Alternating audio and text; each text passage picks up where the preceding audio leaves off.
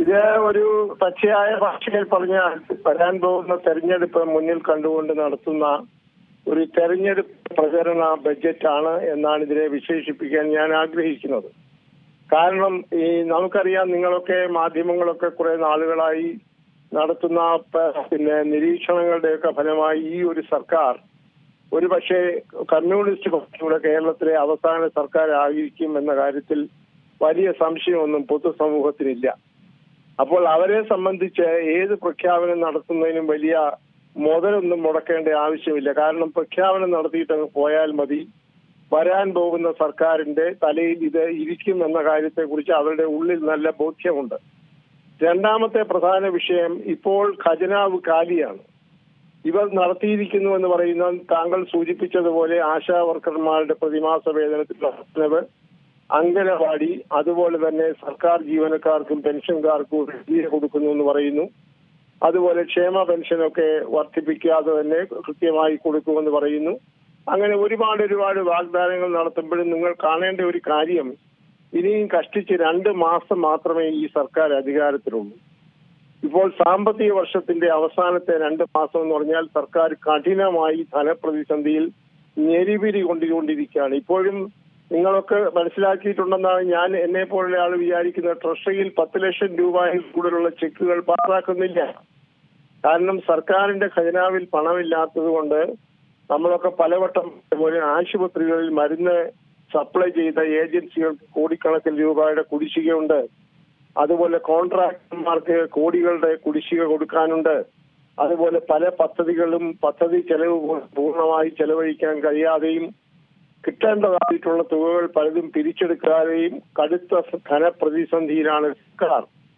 അങ്ങനെയുള്ള പ്രതിസന്ധിയിൽ ഇനി 2 മാസം കൊണ്ട് ഇതുപോലെയുള്ള ആനുകൂല്യം നടപ്പാകുമെന്നൊക്കെ പറഞ്ഞാൽ എന്താ ഇത് വെള്ളരിക്കാ പട്ടണമാണോ?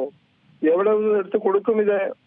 ഇപ്പൊ ആശാ വർക്കർമാരെയൊക്കെ സ്വാന്തനിപ്പിക്കാൻ വേണ്ടി നോക്കണം, എത്ര തുച്ഛമായി 1000 രൂപ. നമുക്കൊക്കെ അറിയാം, നമ്മളൊക്കെ നിരന്തരമായി ചർച്ച ചെയ്താണ്. അവർ 700 രൂപ എങ്കിലും ഒരു ദിവസം വേതനമായി അവർക്ക് ലഭിക്കണം. 21,000 രൂപ പ്രതിഫലമായി പ്രതിമാസം കിട്ടണം എന്നുള്ളതായിരുന്നു അവരുടെ നിരന്തരമായി നടത്തിക്കൊണ്ടിരുന്ന ആവശ്യം. അതെന്തോ ആയിക്കൊള്ളട്ടെ. പക്ഷെ ഈ 1000 രൂപ എന്നൊക്കെ പറയുന്നത് അവരുടെ കണ്ണിൽ പൊടിയിടാനല്ലേ. ഇത് തെരഞ്ഞെടുപ്പിൽ വരുമ്പോൾ 10 വോട്ട് അവരുടെ കൂടെ കിട്ടുന്നെങ്കിൽ ആയിക്കോട്ടെ എന്ന് വിചാരിച്ച് സാന്ത്വനപ്പെടുത്താനുള്ള ഒരു ചെറിയ പൊടിക്കൈ പ്രയോഗമാണ് ഈ ആശാ വർക്കർമാരുടെ കാര്യത്തിലുള്ള സംഗതി. ഒരു കാര്യം നമ്മൾ കാണേണ്ട, ഒരു സാമ്പത്തിക സംവിധാനത്തിന്റെ അടിസ്ഥാനപരമായ തത്വം എന്ന് പറയുന്നത് വരവുണ്ടെങ്കിൽ മാത്രമേ ചെലവ് ചെയ്യാൻ സാധിക്കുകയുള്ളൂ.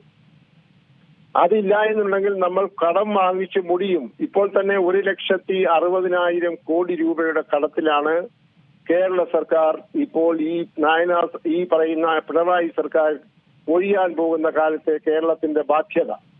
ഈ ഒരു ബാധ്യത നിറവേറ്റാൻ പോലും അവർക്ക് കഴിയുന്നില്ല. അപ്പോൾ ഇനിയും അവർ കടം വാങ്ങാൻ കേന്ദ്ര ഗവൺമെന്റിന്റെയോ റിസർവ് ബാങ്കിന്റെയോ ആനുകൂല്യം കിട്ടത്തില്ല. കാരണം നമുക്ക് അർഹമായതിൽ കൂടുതൽ കടം വാങ്ങിക്കഴിഞ്ഞു. കിഫ്ബിയുമായിട്ടൊക്കെ ബന്ധപ്പെടുത്തി ഇവർ കടം വാങ്ങിച്ചതിന്റെ കണക്കുകളൊക്കെ CAG വളരെ കൃത്യമായി പുറത്തുവിട്ടിട്ടുണ്ട്. അവർക്കിനി 2 മാസം ദൈനംദിന ചെലവുകൾക്ക് പോലും ബുദ്ധിമുട്ടുന്ന ഒരു സർക്കാരാണ് ഇപ്പോൾ മാർച്ചിലെ ശമ്പളം മുതൽ ഡീല കൊടുക്കുമെന്നൊക്കെ പറയുന്നത്. അതുകൊണ്ട് തന്നെ ഓർക്കണം, ഇവർക്ക് എങ്ങനെ പോയാലും വേണ്ടൂല്ല 2 മാസത്തിലൂടെ അധികാരത്തിൽ കടിച്ചു തോന്നി. ഇപ്പതാ ലോക കേരള സഭ നടക്കുന്നു. എത്ര കോടിയാണ് ചെലവഴിക്കുന്നത്? ഇന്ന് അതിന്റെ ഉദ്ഘാടനമാണ്. നിങ്ങൾ അതൊക്കെ കാണണം മാധ്യമപ്രവർത്തകർന്നാണ് എന്റെയൊക്കെ അപേക്ഷ. ഈ സാമ്പത്തിക പ്രതിസന്ധിയിലും ലോക കേരള സഭ ഇപ്പോൾ നടക്കുന്നു. ഇന്ന് വൈകിട്ട് ഉദ്ഘാടനമാണ്. അവിടുന്ന് വിദേശ രാജ്യത്തിനുള്ള പ്രതിനിധികൾക്കും അവരുടെ താമസ സൗകര്യങ്ങൾ, ഹോട്ടൽ സൗകര്യങ്ങളൊക്കെ നമ്മൾ ആലോചിക്കണം. എന്റെയും താങ്കളുടെയും നികുതി പണത്തിൽ നിന്നാണ് ഈ പണം ചെലവഴിക്കുന്നത്. അപ്പോൾ ഇത് ഒരു പ്രഖ്യാപനം എന്ന രീതിയിൽ മാത്രം കണ്ടാൽ മതി. തെരഞ്ഞെടുപ്പ് പ്രകടന പത്രികയാണിത്.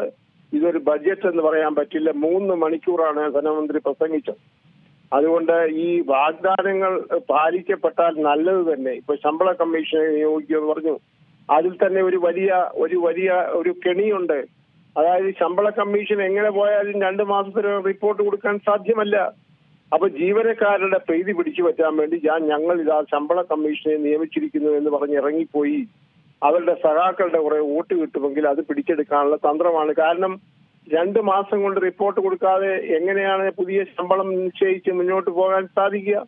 അപ്പോൾ ഈ സർക്കാരിന്റെ കാലത്ത് സർക്കാർ ജീവനക്കാർക്ക് ശമ്പള വർധന ഉണ്ടാകാൻ പോകുന്നില്ല എന്നുള്ളത് പച്ചയായ ഒരു പരമാർത്ഥമാണ്.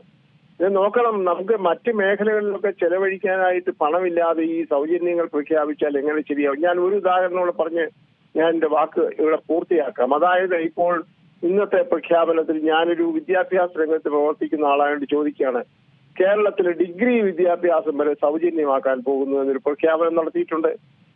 എങ്ങനെ നമ്മുടെ വിദ്യാഭ്യാസ രംഗത്തെ അടിസ്ഥാന സൗകര്യങ്ങൾ വർദ്ധിപ്പിക്കാൻ പണം കണ്ടെത്താനായി സാധിക്കും? കോളേജിൽ പഠിക്കുന്ന കുട്ടികൾക്ക് നമുക്കറിയാം, ശരാശരിയിൽ താഴെയുള്ള കുട്ടികൾക്ക് മറ്റ് പല ആനുകൂല്യങ്ങളുള്ളതുകൊണ്ട് അവർക്ക് ഇപ്പൊ തന്നെ ഫീസ് കൊടുക്കണ്ട. പട്ടികജാതി, പട്ടിക വിഭാഗം, OBC തുടങ്ങിയതായിട്ടുള്ളവർക്ക് ഇപ്പോഴും ഫീസ് കൊടുക്കുന്നില്ല. അപ്പൊ മുന്നാക്ക സമുദായത്തിൽപ്പെട്ട ആളുകൾക്കെല്ലാം ഫീസ് കൊടുക്കാൻ അവർ തയ്യാറാണ്. അവരിപ്പോൾ സ്വാശ്രയ കോളേജുകളിലൊക്കെ ഭാരിച്ച ഫീസ് കൊടുക്കുന്നു. അപ്പോൾ ഈ ഫീസ് കിട്ടുമെങ്കിൽ മാത്രമല്ലേ കോളേജുകളുടെയും സർവകലാശാല വിദ്യാഭ്യാസത്തിന്റെയും ഒക്കെ അടിസ്ഥാന സൗകര്യങ്ങൾ വികസിപ്പിച്ചെടുക്കാൻ സാധിക്കുകയുള്ളൂ.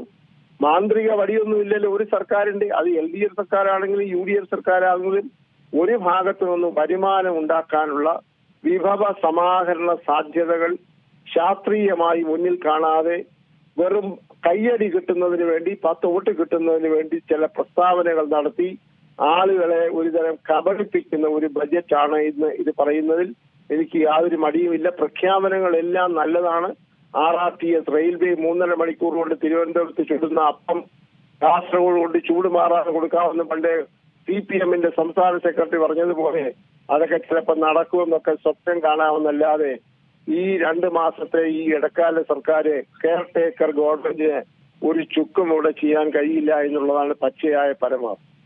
ഏറ്റവും പുതിയ വാർത്തകളും വിശേഷങ്ങളും വിരൽത്തുമ്പിലറിയാൻ Zee മലയാളം ന്യൂസ് എല്ലാ ഡിജിറ്റൽ പ്ലാറ്റ്ഫോമുകളിലും ലഭ്യം.